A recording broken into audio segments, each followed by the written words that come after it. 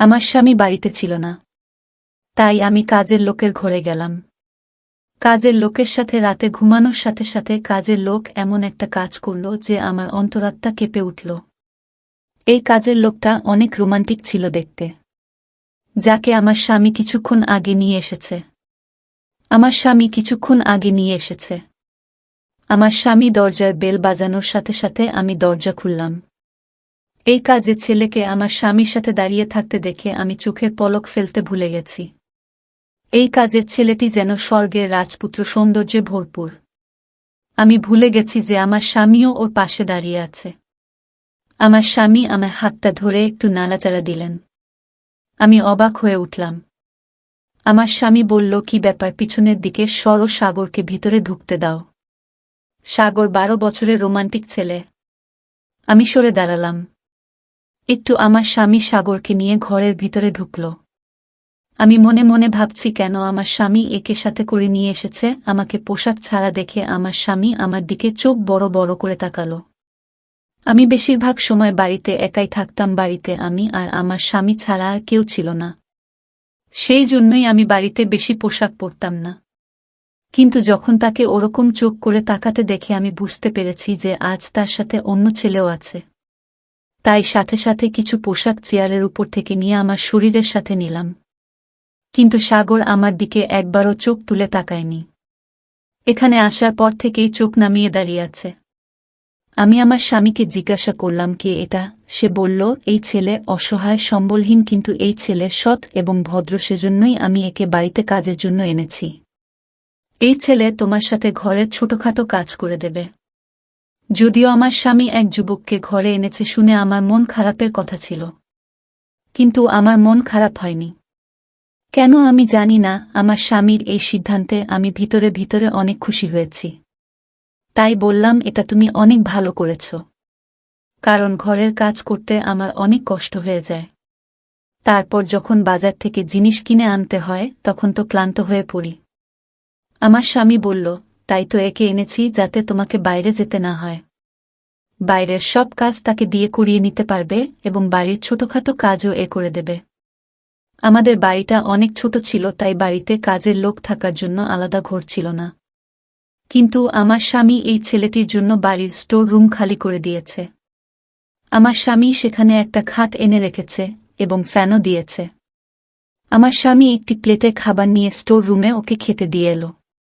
আমার স্বামী আমাকে বলল, যখন কোনো কাজ থাকবে না তখন এক বাড়ির ভিতরে বেশি সময় থাকতে দেবে না, একে স্টোর রুমে থাকতে বলবে। আমি বললাম, ঠিক আছে। কেন জানি না, আমার ভিতরে অদ্ভুত চিন্তাভাবনা আসে। ফলে সারা রাত শান্তিতে ঘুমাতে পারিনি আমি। চোখ বন্ধ করলেই চোখের সামনে ভেসে ওঠে সাগর মুখটা। কেন জানি না, তবে আমার মন চাইছিল রাতটা তাড়াতাড়ি শেষ হয়ে যাক, আর আমার স্বামী তার কাজে চলে যাক, আর আমি এই সাগরকে মন ভরে দেখি, যাকে এক পলক দেখে আমি পাগল হয়ে গেছি। যতটা সুন্দর এই ছেলে ছিল, আজ পর্যন্ত কোনো মেয়ের মুখও এত সুন্দর দেখিনি। এই কথাটা ভেবেই আমি অবাক হচ্ছিলাম যে এ কেমন অদ্ভুত ছেলে যে একবারও আমার দিকে চোখ তুলে তাকাল না। পরের দিন অনেক ভোরে ঘুম থেকে উঠে রান্নাঘরে গিয়ে নাস্তা তৈরি করছিলাম। আমি এমন সময়ে আমার স্বামী স্টোর রুমের দরজায় শব্দ দিল। ছেলেটি বেরিয়ে আসে। আমার স্বামী ওকে বলল, বাজার করে এনে মালকিনের সাথে প্রয়োজনীয় কাজ করে নাও, তারপর আমি তোমাকে দোকানে নিয়ে যাব। এই কথা শুনে আমি চিন্তায় পড়ে গেলাম যে কেন আমার স্বামী একটি দোকানে নিয়ে যাবে। সে তো একই ঘরের কাজের জন্য নিয়ে এসেছে। আমি খাবার তৈরি করা বন্ধ করে বাইরে বেরিয়ে এসে বললাম, একে কোথায় নিয়ে যাবে? একে তো ঘরের কাজের জন্য এনেছ, তাই না? আমার কথা শুনে আমার স্বামী প্রথমে আমার দিকে অদ্ভুতভাবে তাকালো। তারপর বলল, সারাদিন এখানে এ কি করবে? এখনো 1 ঘন্টা বাকি আছে। তুমি যে কাজ করতে চাও করিয়ে নাও, তারপরে একে আমি আমার সাথে দোকানে নিয়ে যাব, আর একবারে রাতে আমার সাথে ফিরবে। তারপরে রাতে তোমার যে যে কাজ বাকি থাকবে তা করে দেবে। কথাটা শুনেই আমার মনটা খারাপ হয়ে গেল। আমি ঘরে এসে নাস্তা রেডি করলাম, আর ছেলেটিও রান্নাঘরে এসে বলল, দিদি, তোমার কোনো কাজ থাকলে বলো, আমি তাড়াতাড়ি করি। ওর দিকে ঘুরে তাকালাম। এখনো মাথা নিচু করে কথা বলছিল। ওর দিদি বলা শুনে আমার শরীরে কেমন যেন রাগ হয়ে গেল। এটা সত্য যে আমি ওর চেয়ে কয়েক বছরের বড়, কিন্তু দিদি তো মোটেও না। আমি বললাম, দেখো, আমার নাম সুদীপা, আমাকে সুদীপা বলেই ডেকো। আমার এত বয়স হয়নি যে আমাকে দিদি বলে ডাকবে। আমি অনেক খুশি মনে ওকে এই কথাটা বললাম। তারপর একটু রাগ দেখিয়ে বেশি এর মধ্যে বাসনগুলো রাখলাম। আমি আর ওকে বললাম বাসনগুলো ধুয়ে তারপর রান্নাঘর পরিষ্কার করে যাবে, এই বলে আমি বেরিয়ে এলাম। আমার স্বামী রেডি হচ্ছিল। রেডি হয়ে নাস্তা শেষ করে এদিকে সাগর সব কাজ করে ফেলল। বাজার থেকে জিনিস নিয়ে এসেছিল। তার কিছুক্ষণের মধ্যেই আমার স্বামী ওকে দোকানে নিয়ে গেল। কেন জানি না আজকের দিনটা অনেক কষ্টে কাটিয়েছি। আমার মনে হচ্ছিল সময় যেন থেমে গেছে। আমি বারবার ঘড়ির দিকে তাকাতে থাকলাম, যদিও প্রতিদিন আমার সময় দেখতে দেখতেই কেটে যেত, কারণ ঘরের কাজে সারাদিন ব্যস্ত থাকতাম। আমি তাই মনে হতো দিনটা অনেক তাড়াতাড়ি পার হয়ে গেল, কিন্তু আজ যেন সময় পার হচ্ছে না। এই অস্থিরতায় আমি অনেক কষ্ট পাচ্ছিলাম। বারবার আমার ওই ছেলের কথা মাথায় আসছিল। আমার স্বামী রাতে আসার সময় হওয়ার আগেই আমি তাড়াতাড়ি রুমে গিয়ে ভালো পোশাক পরে মেক আপ করলাম, এমনকি আমার চুলগুলো ছেড়ে দিলাম। যদিও আমার বিয়ে হয়েছে 7 বছর, আমি কখনই আমার স্বামীর জন্য এভাবে সাজিনি। বিয়ের প্রথম 1 মাস নিজেকে সুন্দর করে সাজাতে, এরপরে আমি ঘরের কাজে এত ব্যস্ত হয়ে পড়ি যে সাজার কথা মাথাতেই আসত না আমার। কিন্তু আজকে কেন জানি না আমার নিজেকে সুন্দর করে সাজাতে মন চাইল। আমাকে সবাই সুন্দরী বলতো। বয়স প্রায় 30 বছর হলে কি হবে? আমার সুন্দর চেহারার কারণে বেশিরভাগ মানুষ আমাকে অবিবাহিত বলেও মনে করত। আমি যখনই আমার স্বামীর সাথে কোথাও যেতাম সবার চোখ আমার দিকে আটকে থাকত, কারণ আমার স্বামী চেহারা ভালো ছিল না। তার অনেক বড় শরীর এবং উচ্চতাও কম, আর আমি সুন্দরী। সেজন্যই আমার কাজের ছেলে সাগরের চেহারা দেখে আমার মনের মধ্যে কেমন যেন হচ্ছে, আমার মনের ভিতরে গোলাপ ফুল ফুটে উঠল। রাতে আমার স্বামী ঘরে ঢোকার সাথে সাথে আমাকে দেখে অবাক হয়ে গেল, কিন্তু আমার চোখ শুধুমাত্র সাগরের দিকে। আমি অনেক কষ্টে সারাটা দিন পার করেছি, কিন্তু একটা অদ্ভুত ছেলে, কারণ ও আমার দিকে একবারও চোখ তুলে তাকায়নি। আর এটা আমাকে ভিতর ভিতর আরও কেমন করে তুলল। কিন্তু আমার স্বামী আমাকে দেখে অনেক খুশি। খাওয়া দাওয়ার পরে বলল, সুদীপা, চলো তোমাকে নিয়ে লং ড্রাইভে যাই। তোমাকে দেখতে অনেক সুন্দর মনে হচ্ছে। কিন্তু আমি তো তার জন্য সাজিনি। যার জন্য এত কষ্ট করে সাজালাম সে আমার দিকে একবারও চোখ তুলে তাকালো না। আমি চেয়েছিলাম ও আমাকে দেখুক এবং আমাকে দেখার পর তো অবাক হোক, কারণ আমিও দেখতে কম সুন্দরী। কিন্তু অত সোজা স্টোর রুমে চলে গেল। আমি আমার স্বামীকে বললাম, আমার মাথা ব্যথা করছে, আমি কোথাও যেতে পারবো না। এই বলেই আমি আমার রুমে চলে এলাম। আমি হাতের চুড়িগুলো খুলে সামনে ড্রেসিং টেবিলে রাখলাম এবং মেকআপ তুলে পোশাক পরিবর্তন করে ফেললাম। আমি শুয়ে শুয়ে ভাবতে থাকলাম কিভাবে এই ছেলের মন জয় করব। আমার মাথায় একটা আইডিয়া এলো, তাই আমার স্বামীর ওঠার আগেই আমি ছাদে চলে গেলাম। ভিজে পোশাক শুকোতে দিতে গিয়ে ইচ্ছাকৃতভাবে আমার পা মুড়িয়ে নিলাম, আর ব্যালেন্স রাখতে না পেরে সিঁড়ি দিয়ে নিচে পড়ে গেলাম। আর আমার পা খারাপভাবে ব্যথা পেল। যা আমি ভেবেছিলাম ঘটনাটা তার বিপরীতে হয়ে গেল। আমি চিৎকার করে কাঁদতে থাকলাম। আমার স্বামী এবং সাগর দুজনেই ঘর থেকে দৌড়ে বেরিয়ে হল। আমার স্বামী আমাকে ছাদের সিঁড়ির নিচে পড়ে থাকতে দেখে জিজ্ঞেস করল, কি হয়েছে? আমি বললাম, আমার পা ভেঙে গেছে। সে আমাকে হাত ধরে দাঁড় করানোর চেষ্টা করলে আমি চিৎকার করে উঠলাম। আমি সত্যি সত্যি আমার পায়ের হাড় ভেঙে গিয়েছে। আমার স্বামী আমাকে উঠিয়ে গাড়িতে করে হাসপাতালে নিয়ে গেল। ডাক্তার আমাকে বললেন যে আমার পায়ের হাড় ভেঙে গেছে, তাই পায়ের উপরে প্লাস্টার দেওয়া হলো। আমাকে বাড়িতে এনে বিছানায় শুয়ে দিল। আমার স্বামী টেনশনে পড়ে গেলেন এবং বললেন, এখন আমি কিভাবে দোকানে যাব? সাগরকে দোকান চালাতে পাঠিয়ে দেয়। তারপরে আবার বললেন, সাগর দোকানে যাওয়ার কদিনই বা হলো, ও কি দোকান চালাতে পারবে? আমি আমার স্বামীকে বললাম, তুমি দোকানে যাও, সাগরকে এখানে রেখে যাও, আমার কিছু দরকার হলে ওকে বলবো। আমার স্বামীও রাজি হয়ে নিজের কাজে চলে গেল। আমি মনে মনে অনেক খুশি। যদিও আমার পায়ে অনেক ব্যথা হচ্ছিল। আমি পা নাড়াচাড়া করতে পারছিলাম না। কিন্তু আমার মনে শান্তি ছিল। অনেক স্বামী চলে যাওয়ার সাথে সাথে আমি সাগরকে ডাকলাম এবং আমার কিছু পোশাক খুলে সামনের সোফায় ফেলে দিলাম। সাগর আমার রুমে ঢোকার সাথে সাথেই নিচের দিকে তাকিয়ে বলল, বলুন। আমি চেয়েছিলাম ও আমাকে দেখুক, তাই আমি ওকে আমার কাছে আসতে বললাম। সাগর আমার কাছে এসে জিজ্ঞেস করল, বলুন কি বলবেন। আমি রান্না করতে পারি তাই রান্না করে ফেলেছি। রান্নাঘর এবং ঘরও পরিষ্কার করে ফেলেছি। আমি ওকে বসতে বললাম। এটা শুনে ও আমার দিকে তাকালো এবং সাথে সাথে চোখ ফিরিয়ে নিল আর পা পিছিয়ে গেল আর বলল, কিছু প্রয়োজন হলে বলুন। ওর এই কথা শুনে আমি উপরে গিয়ে বললাম, আমার পায়ে অনেক ব্যথা আর রুমে বসে বোরিং হচ্ছি। বাইরে ব্যালকনিতে বসব। তুমি আমাকে ধরে বাইরে নিয়ে বসিয়ে দাও। আমি চাইছিলাম ও আমার কাছে আসুক, কিন্তু ও এই কথা শুনে অবাক হয়ে বলল, আমি কাজ করতে পারব না। রাতে স্যার এলে তবেই বের হতে পারবেন। এই বলেই রুম থেকে বেরিয়ে গেল। আমার অনেক রাগ হচ্ছিল যে ও নিজেকে কি ভাবে। আমি যতই ওর কাছে যাওয়ার চেষ্টা করছি ও তো আমার থেকে দূরে পালাচ্ছিল। কিন্তু একদিন সুযোগ পেয়ে গেলাম। আমার স্বামী কাজের জন্য বাড়ি থেকে বের হয়েছে। অমনির সাথে সাথে ইচ্ছা করে এমনভাবে চিৎকার শুরু করলাম যেন আমি পড়ে গেছি। আমি খাট ধরে কোনো রকম মাটিতে বসলাম এবং এমন ভাব করলাম যেন বিছানা থেকে পড়ে গেছি। সাগর রুমে ঢোকার সাথে সাথে আমি কান্নার অভিনয় করতে থাকলাম।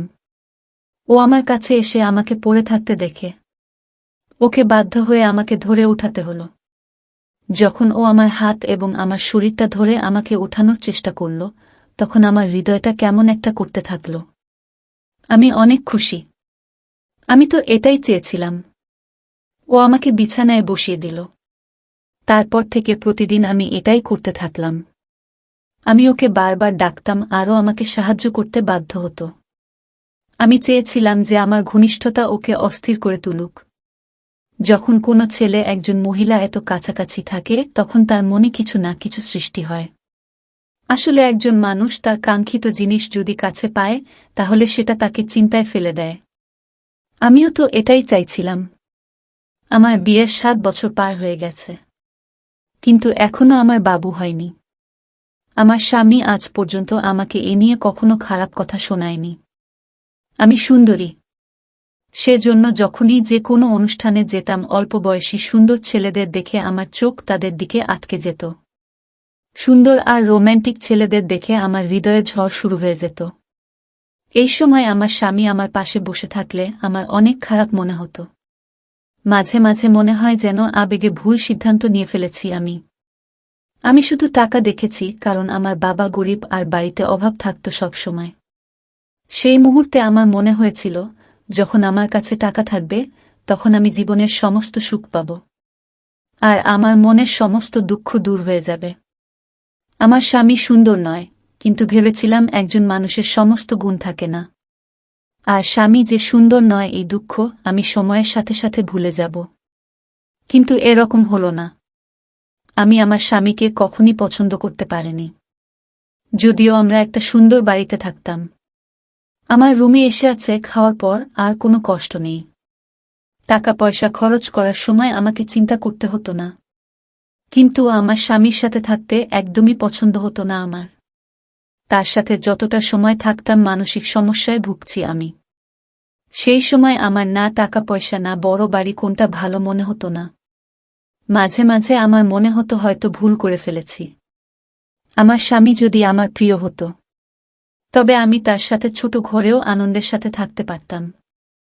ওর সাথে আমি মন খুলে কথা বলতে পারতাম। আমার মনের ইচ্ছে আমার মধ্যে একটা ভালো চাহিদা তৈরি করে। সাগরকে দেখে আমার মনে হলো আমার খোঁজ শেষ। আমি চেয়েছিলাম ও আমার দিকে আকর্ষিত হোক, কিন্তু আমার দিকে মুখ তুলে তাকাতো না। আমি ওর চোখে আমাকে দেখতে চেয়েছিলাম।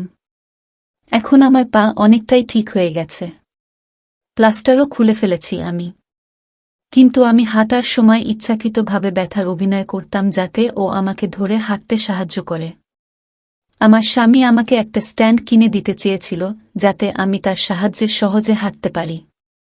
আর ডাক্তারও বলেছিল আপনি আপনার পায়ে ভর দিতে পারেন। আমি আমার স্বামীর দিকে চোখ গরম করে তাকিয়ে বললাম, ডাক্তার কিভাবে বুঝবে আমার ব্যথা হচ্ছে কি না? তার কি, সে তো আমার হাঁটার কষ্ট বুঝতে পারছে না। কিন্তু এই নাটক কতদিন চালিয়ে যেতে পারব? আমি আমার স্বামীর কাছ থেকে মুক্তি চাই। একদিন সাগর রান্নাঘরে বসে তার ছোট নোকিয়া মোবাইল দিয়ে কারো সাথে কথা বলছিলেন। আমি সেই সময় মোটামুটি হাঁটাচলা করতে পারতাম।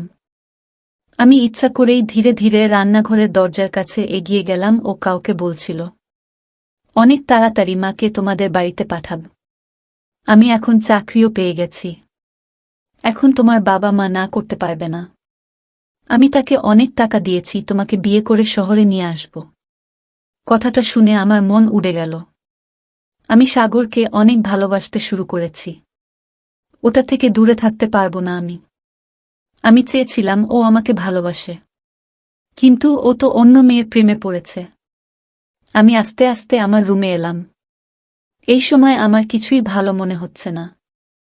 আমার মনে হচ্ছিল মেয়েটা আমার সামনে এলে ওকে শেষ করে ফেলব। সাগর আমাকে ছাড়া অন্য কোনো মেয়েকে কিভাবে ভালোবাসতে পারে? আমি আয়নায় নিজেকে দেখলাম, আমি অনেক সুন্দরী। এটা কিভাবে সম্ভব যে সাগরের আমাকে ভালো লাগে না?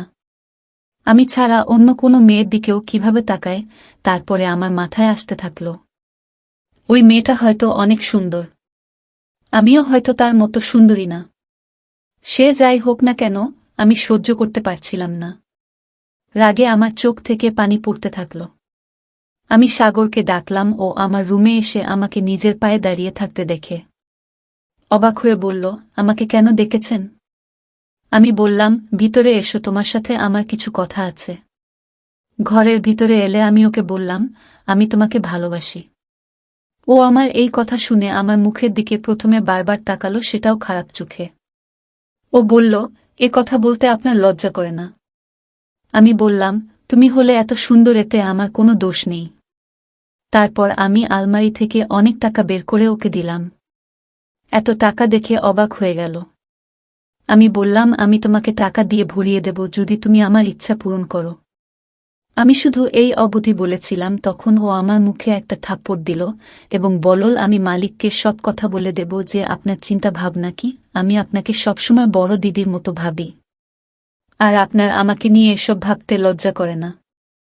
আমি ওর থাপ্পড়ে এতটা ব্যথা পাইনি যতটা ওর দিদি ডাকাতে পেয়েছি। আমি বললাম যে আমি তোমার দিদি না, আমি তোমাকে ভালোবাসি। তোমার প্রেমে এতটাই পাগল হয়ে গেছি যে যে কোনো মূল্যে তোমাকে পেতে চাই। আর তুমি যে মেয়েকে বিয়ে করার কথা বলছিলে, আমি তোমাকে তা করতে দেব না। আর তুমি যদি আমার স্বামীকে আমার সম্পর্কে কিছু বলার চেষ্টা করো, তবে আমি তোমার সাথে কি করতে পারি তা তুমি কল্পনাও করতে পারবে না।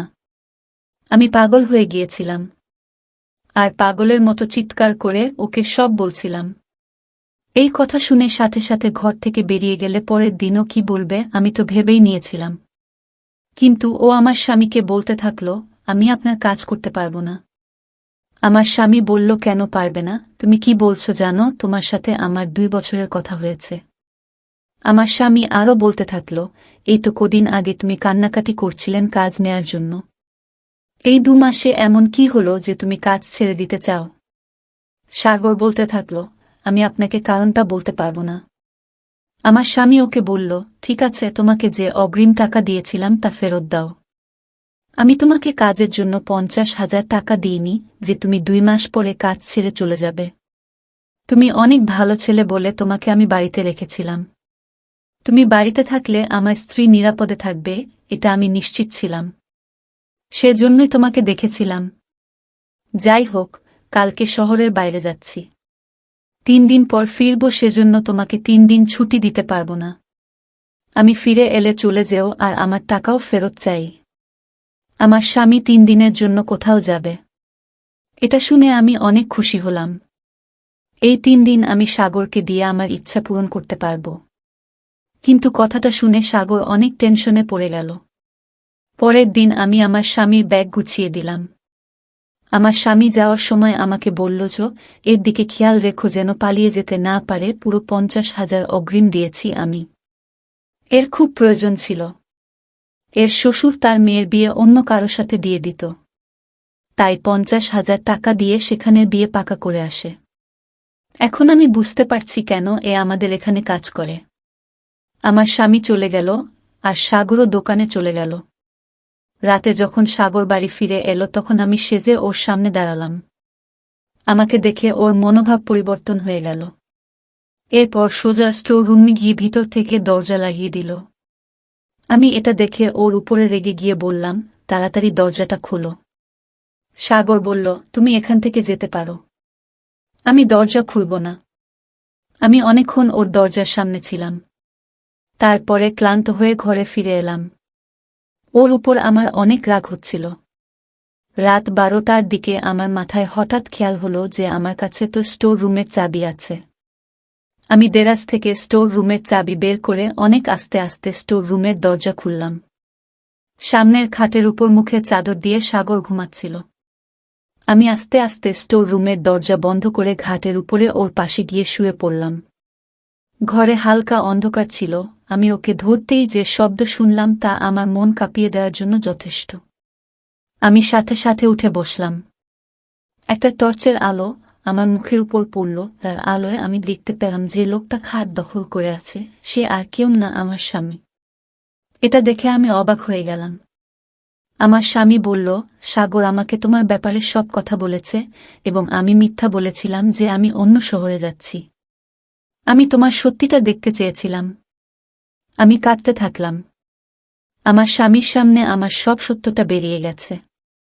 সে আমাকে ছেড়ে দিল আর সকালে আমাকে বাপের বাড়িতে ফিরে যেতে বলল, আর বলল আমিও সুন্দরী মহিলার সাথে আমার জীবন কাটাতে পারি, কিন্তু খারাপ মহিলার সাথে না। একজন স্বামী তার স্ত্রীর শখ পূরণের জন্য সারাদিন কঠোর পরিশ্রম করে এবং সে স্ত্রীর কাছ থেকে বিশ্বস্ততা আশা করে। নইলে টাকা দিয়ে তো যে কোনো খারাপ মহিলা বিছানায় যেতে রাজি হয়ে যায়।